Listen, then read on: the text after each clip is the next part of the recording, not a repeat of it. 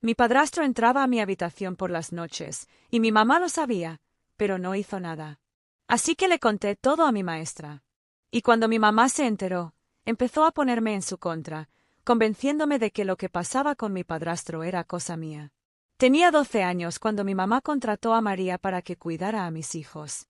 La odié al instante, no porque no fuera buena, que sí lo era, ni porque no jugara conmigo, que sí lo hacía, sino porque no soportaba la cercanía que tenía con mi padrastro, Rick. Rick era un policía que se había mudado hacía 3 meses y prácticamente se convirtió en mi nuevo papá. Me compraba vestidos de princesa, me llevaba a ver películas de Disney y me compraba palomitas que llegaban hasta el techo. Siempre me protegía. Pero era como si María estuviera enamorada de él o algo así, porque cada vez que nos intimaba, aparecía de repente y me sacaba de la conversación. Si se sentaba a mi lado en el sofá, de repente necesitaba que la ayudara en la cocina. Cuando se ofrecía a llevarme a gimnasia, insistía en acompañarlo. Y una vez, cuando salí de mi habitación para ir a visitar a Rick al jardín, me dio un tirón tan fuerte de la muñeca que casi me dejó marcas. Puede que a mis 12 años fuera un poco tonto, pero no era nada fácil de manipular. Así que, después de 2 semanas así, le pregunté a Rick por qué María buscaba tanto llamar la atención. Pero Rick fue amable. Me dijo que no era culpa suya porque su padre había muerto, lo que significaba que no podía evitar sentir celos. En ese momento, no me pareció lógico, porque su pantalla de bloqueo era una foto de ella y su papá. Pero pensé que papá Rick sabía más que yo, así que simplemente le ignoré. Pero al día siguiente, ocurrió de nuevo. Se suponía que mis padres trabajarían en el turno de noche, pero el de Rick fue cancelado, lo que significaba que María seguía de guardia. Antes de acostarme, me dijo que lo encontrara en la entrada de casa a las 10 de la noche, porque quería llevarme a McDonald's a altas horas de la noche. Así que, cuando llegó el momento, caminé de puntillas tan silenciosamente como mis piececitos me permitieron. Pero justo cuando cruzaba el pasillo, María apareció de la nada y me agarró por los hombros, levantándome por completo del suelo. Di patadas y me retorcí, pero ella me llevó como si fuera una pelota de fútbol hasta mi habitación. Sus dedos se hundían en mis brazos con tanta fuerza que podía sentir la punta de cada dedo presionando mi piel. Y justo cuando estaba a punto de gritar, ella me tapó la boca con la mano y me volvió a poner en la cama. Lo entenderás cuando seas mayor. Fue todo lo que dijo antes de cerrar la puerta. Pero yo, con 12 años, estaba harta, de verdad harta. Tanto que se lo conté a la policía. La policía, es decir, a papá Rick. En cuanto se lo dije, se le ensombreció la cara.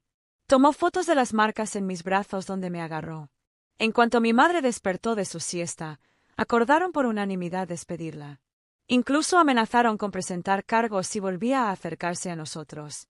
Ambos decidieron que ya no era necesaria una niñera. Simplemente organizarían sus turnos de trabajo para asegurarse de que nunca me quedara sola en casa. ¡Qué alivio! Pero en lugar de que mi vida mejorara como pensaba, empeoró.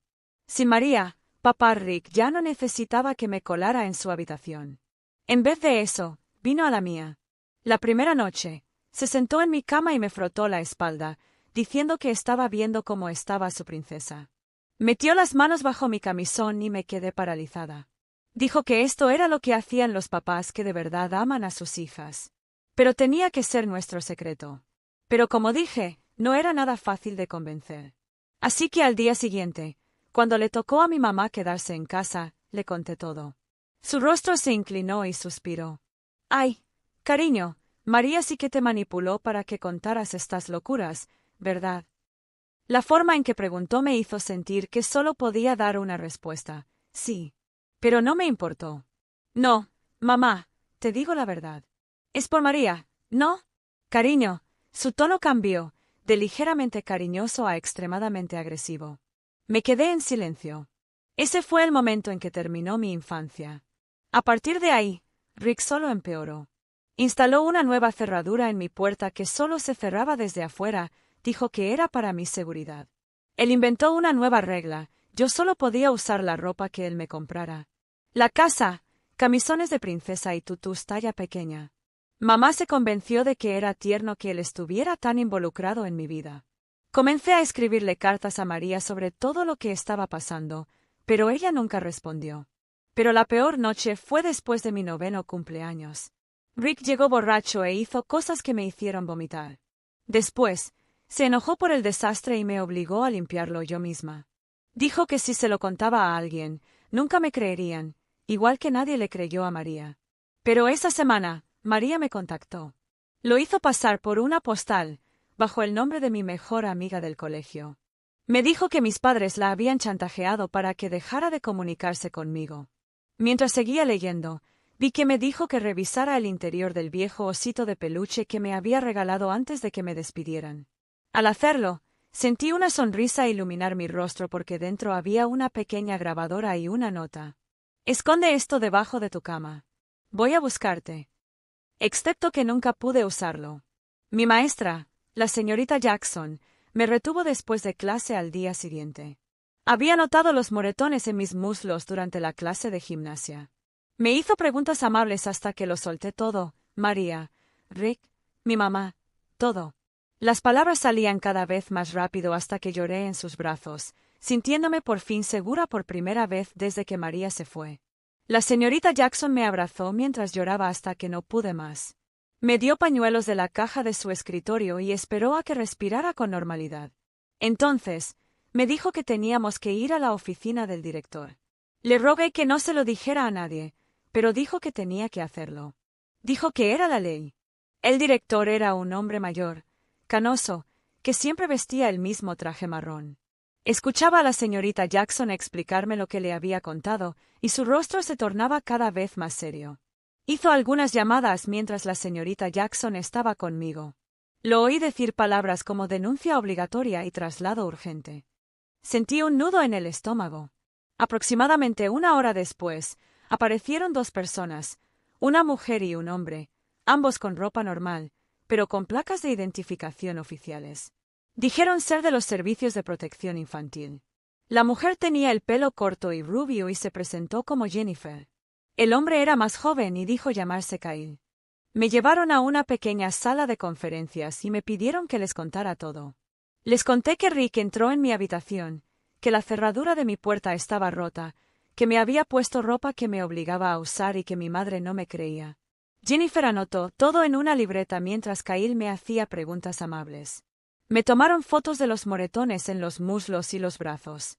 Jennifer me preguntó si tenía moretones en otras partes, y asentí. Llamaron a una enfermera para que me hiciera un examen completo.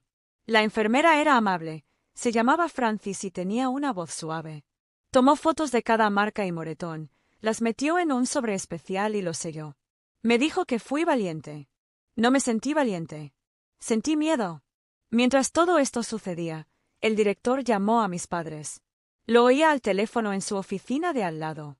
Les dijo que me retendrían después de clase por un problema disciplinario y que debían venir a recogerme. No mencionó a CPS. Jennifer dijo que esto era para que no pudieran prepararme ni entrenarme sobre qué decir. Rick llegó primero. Todavía llevaba puesto su uniforme de policía y pude verlo por la ventana hablando con el director. Su rostro parecía tranquilo, pero tenía las manos apretadas. El director le dijo que esperara en la secretaría, un procedimiento habitual, según dijo. A Rick no le gustó, pero no podía discutir sin parecer sospechoso. Mi mamá llegó unos 20 minutos después. Parecía cansada de su turno y confundida sobre por qué la habían llamado. Vio a Rick en la oficina y fue a sentarse con él. Los observé por la ventana. Él le susurraba algo, y su rostro palidecía. Jennifer y Kyle terminaron sus preguntas y me dijeron que hice lo correcto al contárselo a la señorita Jackson. Dijeron que no iría a casa esa noche. En cambio, me quedaría con una familia de acogida mientras investigaban. Las rocas en mi estómago se convirtieron en cantos rodados. Llevaron a mis padres a otra habitación para hablar con ellos. Podía oír la voz de mi madre cada vez más fuerte a través de las paredes. Decía esto. Todo fue un malentendido. María me había metido ideas en la cabeza antes de irse, que estaba confundida y que inventaba cosas para llamar la atención. La voz de Rick era más tranquila. Parecía preocupado y confundido, interpretando al padrastro perfecto. Jennifer regresó y me dijo que me estaban poniendo en un hogar de acogida de emergencia. Dijo que era solo temporal mientras resolvían el problema. Me dio una bolsa con ropa básica y artículos de aseo que guardaban para situaciones como esta. Nada de mis vestidos de princesa, gracias a Dios. La familia de acogida vivía a unos 30 minutos. Era una pareja mayor, Laurence y Diane, que llevaba años en esto. Su casa olía a galletas y tenía fotos de todos los niños que habían acogido a lo largo de los años cubriendo una pared. Me llevaron a una habitación pequeña con una cama individual y una cómoda. Era sencilla pero limpia. La puerta no tenía cerradura. Esa primera noche, apenas dormí. Cada vez que cerraba los ojos, esperaba oír pasos en el pasillo. Esperaba que la puerta se abriera, pero permaneció cerrada. Diane me trajo leche caliente alrededor de la medianoche cuando me oyó llorar. No hizo preguntas. Simplemente se sentó en el borde de la cama hasta que me dormí. Los siguientes días fueron un torbellino de reuniones y entrevistas. Tuve que contar mi historia una y otra vez a diferentes personas, trabajadores sociales, terapeutas, una especie de investigador especial. Cada vez era un poco más fácil, pero también un poco más difícil, como arrancarse una costra. Mi mamá y Rick contrataron a un abogado. Se llamaba Philip algo y vestía trajes caros. Empezó a decirle a todo el mundo que yo tenía problemas, que me había estado portando mal desde que mi verdadero padre se fue. Que María me había llenado la cabeza de mentiras porque estaba obsesionada con Rick y celosa de nuestra familia. Tenían visitas supervisadas en la oficina de CPS. Mi mamá lloraba y me rogaba que dijera la verdad. Decía que me extrañaba y que quería que volviera a casa, que podríamos volver a ser una familia si dejaba de decir esas mentiras. Rick se sentaba allí, con aspecto dolido y confundido. Me preguntaba por qué le hacía esto si él solo había sido bueno conmigo. Durante una visita, mi mamá fue al baño. El supervisor era un joven que estaba leyendo algo en su teléfono. Me di cuenta de que mi mamá había dejado su bolso sobre la mesa. Su teléfono sobresalía del bolsillo lateral. Lo agarré rápidamente y comencé a revisar sus mensajes. Había mensajes entre ella y Rick de la noche anterior. Él le decía que mantuviera la calma, que su abogado se encargaría de todo. Que, en cuanto me recuperaran, se mudarían a otro sitio, un nuevo comienzo donde nadie nos conociera. Mi mamá le contestó que tenía miedo. Rick le dijo que confiara en él, que ya había manejado situaciones así antes. El supervisor me vio con el teléfono y me lo quitó. No vio lo que estaba leyendo, solo me dijo que no tocara las cosas de los demás. Traté de contarle sobre los mensajes, pero me dijo que los guardara para mi asistente social. Cuando le conté a Jennifer sobre los mensajes, ella dijo que lo investigaría, pero sin capturas de pantalla ni pruebas. Era solo mi palabra, y mi palabra no valía mucho contra un oficial de policía y una enfermera. María apareció en la primera audiencia de custodia. Casi no la reconocí. Parecía mayor, cansada. Tenía una carpeta llena de papeles y un hombre con ella que resultó ser un investigador privado llamado Logan. Ella trató de contarle al juez por qué la habían despedido, como había notado cosas que la preocupaban, como Rick siempre intentaba estar a solas conmigo, como mi madre se negaba a ver lo que estaba pasando. Pero Philip, el abogado caro, se opuso a todo. Dijo que María no tenía derecho a estar allí, que era una ex empleada descontenta que buscaba venganza. María tenía fotos, sin embargo. Fotos de regalos que Rick me había comprado que parecían inocentes, pero no lo eran, lencería disfrazada de disfraces, películas demasiado viejas para mí. Tenía marcas de tiempo que mostraban cuando Rick supuestamente estaba en el trabajo pero en realidad estaba solo en casa conmigo. El juez aceptó examinarlos, pero dijo que necesitaban más investigación.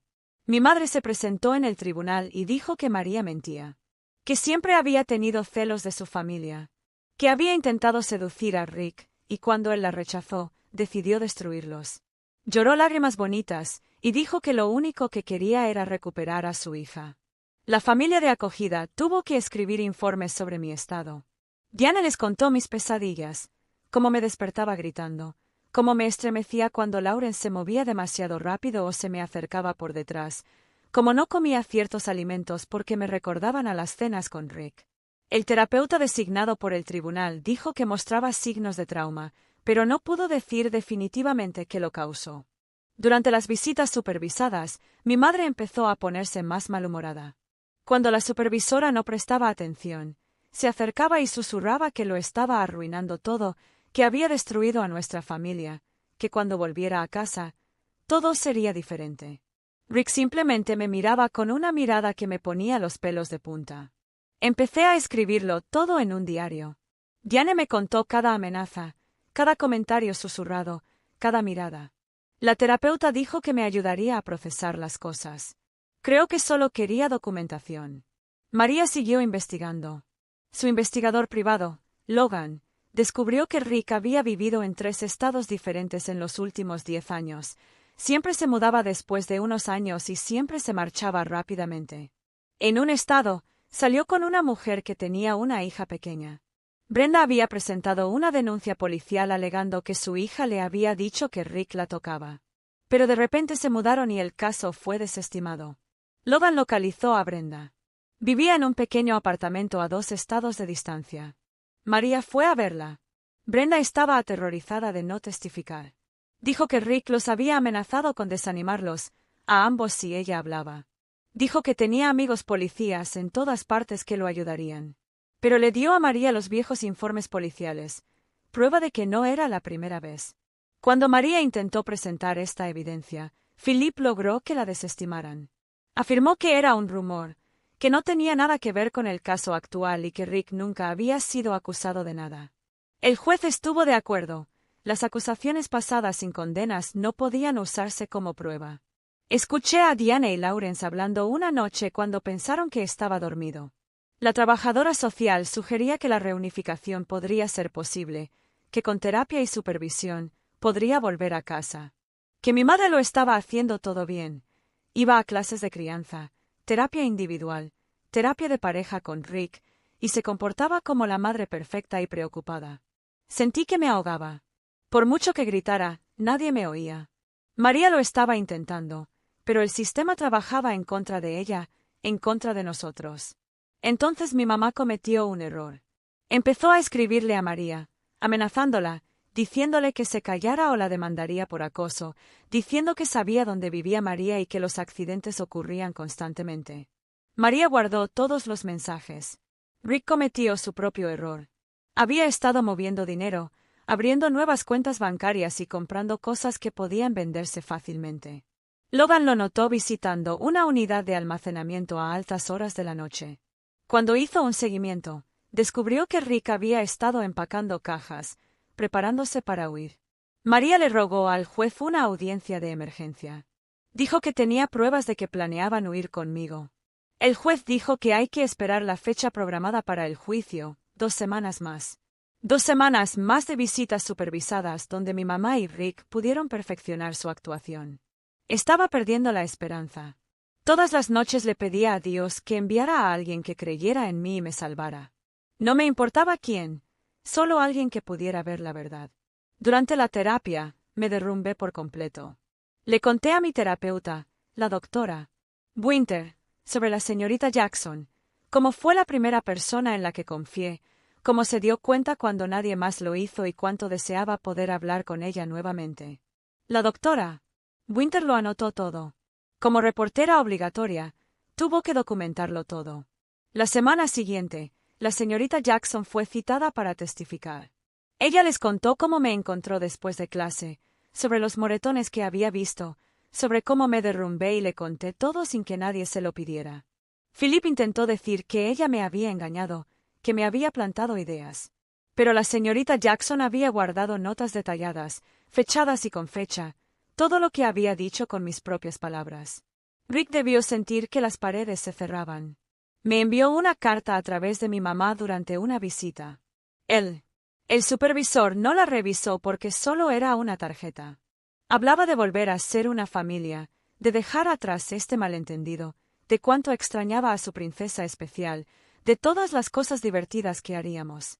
Para cualquier otra persona, podría haber parecido dulce. Para mí, era una amenaza. Le enseñé la carta a Diane. Lloraba tan fuerte que apenas podía respirar. La leyó y palideció. Llamó a Jennifer de inmediato. Documentaron todo, las palabras, las promesas implícitas, las sutiles amenazas ocultas en palabras cariñosas. Mi mamá estaba en pánico. Se acercaba la audiencia final y las cosas no pintaban bien para ellos. Pidió reunirse con María. Dijo que quería arreglar las cosas. María aceptó, pero lo grabó. En nuestro estado, solo se necesita el consentimiento de una persona para grabar. Se conocieron en una cafetería.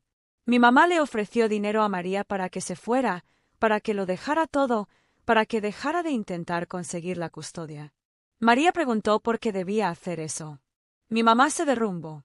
Dijo que Rick tenía problemas, que sabía que los tenía, pero que lo amaba. Que no podía perderlo, que lo cuidaría mejor si pudieran recuperarme. María le preguntó directamente si sabía lo que Rick me había estado haciendo. Mi mamá se quedó callada. Luego dijo que a veces lo había visto salir de mi habitación por la noche, pero que se había convencido de que solo me estaba cuidando, de que era un buen padre. Eso no podía creerlo, no lo quería creer. María tenía lo que necesitaba, admitir que mi madre sabía que algo andaba mal, pero prefirió a Rick en lugar de protegerme. Que había visto las señales, pero las había ignorado. Que estaba dispuesta a volver a ponerme en peligro solo para mantener su relación. En la audiencia final, todo encajó. El testimonio de la señorita Jackson sobre mi revelación espontánea, la carta de Rick con sus amenazas ocultas, la grabación de mi madre admitiendo que sabía que Rick era peligroso, la evidencia de María sobre el comportamiento pasado de Rick y sus planes de huir. Rick vio hacia dónde se dirigían las cosas. En un último intento por salvarse, se volvió contra mi madre. Dijo que ella lo sabía todo, que lo había fomentado, que le había dicho que necesitaba una figura paterna. Que había ignorado las señales obvias porque no quería volver a estar sola. La actuación de mi madre como madre perfecta se desmoronó. Le gritó a Rick, lo llamó mentiroso. Entonces, por fin, la verdad salió a la luz. Admitió haberlo visto salir de mi habitación. Admitió haber notado que la ropa que me compró era inapropiada. Admitió haberme oído llorar por la noche, pero se dijo a sí misma que solo eran pesadillas. Admitió que lo había elegido a él en lugar de a mí porque no podía soportar ser madre soltera nuevamente. El juez ordenó la revocación inmediata de la patria potestad. Se presentaron cargos penales. Rick fue arrestado allí mismo, en la sala del tribunal. Mi madre fue arrestada por poner en peligro a un niño y por no protegerlo. A María se le concedió la custodia de emergencia, con posibilidad de acceder a la tutela permanente. Cuando el juez dijo esas palabras, sentí que podía respirar por primera vez en meses. La policía revisó la computadora de Rick y encontró justo lo que se esperaba: fotos, vídeos, pruebas que repugnaban incluso al detective más experimentado. También encontraron comunicaciones con otros depredadores, toda una red de monstruos. Mi madre aceptó un acuerdo con la fiscalía: 3 años de prisión, pérdida de la patria potestad de por vida y terapia obligatoria. Nunca más podría trabajar con niños. Durante su sentencia, intentó disculparse conmigo. Dijo que lamentaba no haberme protegido, no haberme creído, haberlo elegido. No respondí. Hay cosas que no se arreglan con disculpas. A Rick le dieron 25 años. El fiscal dijo que probablemente moriría en prisión, que a los policías que lastiman a menores no les va bien en prisión. No me sentí mal por eso. Ni un poquito. La casa de María era diferente a la que recordaba, más tranquila, más segura. Había convertido su cuarto de invitados en un dormitorio para mí, lo pintó de amarillo porque recordaba que era mi color favorito. Nada de princesas. Nada de rosa. Solo decoraciones infantiles normales. La primera noche allí, no pude dormir. No dejaba de esperar pasos, que se abriera la puerta. María se sentó afuera de mi habitación en el pasillo toda la noche, solo para que yo supiera que había alguien allí, alguien observando, alguien que me mantendría a salvo. La terapia fue difícil. El doctor Winter lo dijo. Me llevaría años procesarlo todo, que la sanación no era lineal, que algunos días serían más difíciles que otros. Tenía razón. Algunos días no podía levantarme de la cama. Otros, me sentía casi normal. La señora Jackson se mantuvo en contacto. Me envió tarjetas y cartas, asistió a mi terapia y a mis graduaciones. Me recordó que hablar había sido valiente, que decir la verdad había sido lo correcto. Se convirtió en una hermana mayor para mí. María nunca intentó reemplazar a mi mamá. Era simplemente María. Me ayudaba con la tarea, preparaba mis comidas favoritas, me llevaba a ver películas apropiadas para mi edad. Me dejó ser niña otra vez. Me dejó estar enojada. Me dejó estar triste. Me dejó sanar a mi propio ritmo. Más tarde descubrí que María había gastado todos sus ahorros en el investigador privado, que había pedido préstamos para pagar abogados. Que nunca se había dado por vencida conmigo, ni siquiera cuando todos decían que estaba loca, ni siquiera cuando mis padres la amenazaron, ni siquiera cuando el sistema nos falló a ambos. Me contó por qué se había esforzado tanto por mantenerme alejada de Rick esa noche. Reconoció las señales porque a su prima le había pasado lo mismo cuando eran niñas. Intentó contarle a mi madre sus preocupaciones, pero la ignoraron. Cuando me agarró esa noche, estaba desesperada. Sabía lo que él planeaba.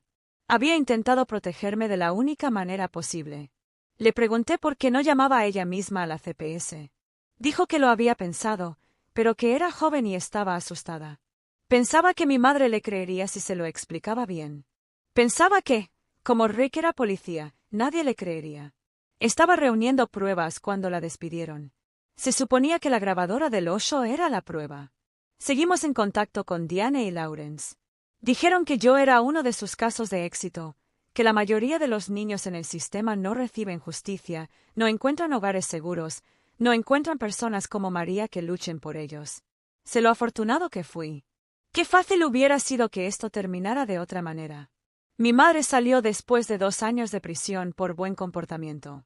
Me envió cartas pidiendo verme, diciendo que había cambiado, que había recibido terapia y que ahora entendía lo que había hecho mal. María me lo dejó a mí. Dije que no. Hay puentes que están destinados a permanecer quemados. Rick murió en prisión tras cumplir 5 años. Otro recluso descubrió lo que le esperaba.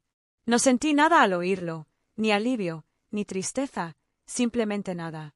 Ya me había quitado bastante. No merecía mis emociones también. Ahora estoy en la universidad, estudiando para ser trabajadora social.